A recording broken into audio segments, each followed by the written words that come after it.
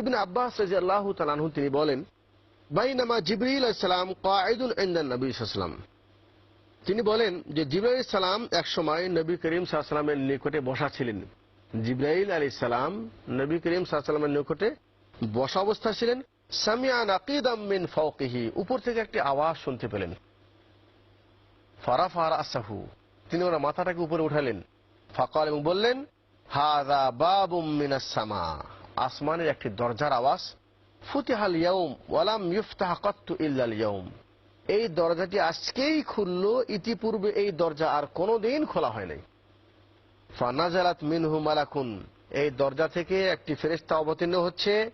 হাযা মালাকুন নাজার ইলাল আরদ, এই ফেরেশতাকে আল্লাহ পাক দুনিয়ায় পাঠিয়েছেন। এই ফেরেশতা ইতিপূর্বে দুনিয়ায় লাম ইয়ানজিল কাত্তু ইল্লাল ইয়াউম, প্রথমবারই এই নাজেল হচ্ছে ফেরেশতা, আর কোনোদিন নাজেল হন নাই।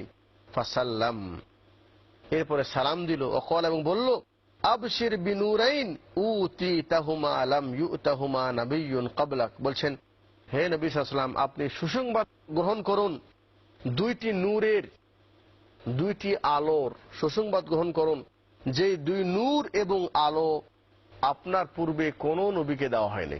এটা আপনার জন্য বিশেষ, খাস, স্পেশাল। এই দুই নূর আলো আপনাকে দেওয়া হলো। সেটা কি? ফাতিহাতুল কিতাবি ও খাওয়াতিমুস সূরাতুল বাকারা, একটি হলো সূরা ফাতিহা আর একটা হলো সূরা বাকারা শেষ দুই আয়াত। সুবহানাল্লাহ।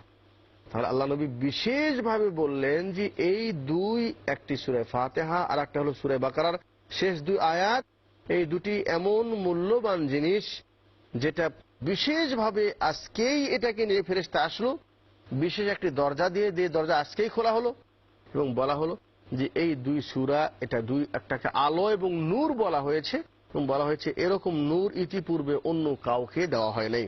লান তাকরা বিহারফিম মিনহা ইল্লা উতিতাহু, বলছেন এই দুই সূরা এবং আয়াত, সূরা বাকারা শেষ আয়াত, এখান থেকে কোনো ব্যক্তি একটি হরফ যদি পড়ে আল্লাহর কাছে কিছু চায়, তাহলে আল্লাহ তাআলা তাকে অবশ্যই দান করবেন।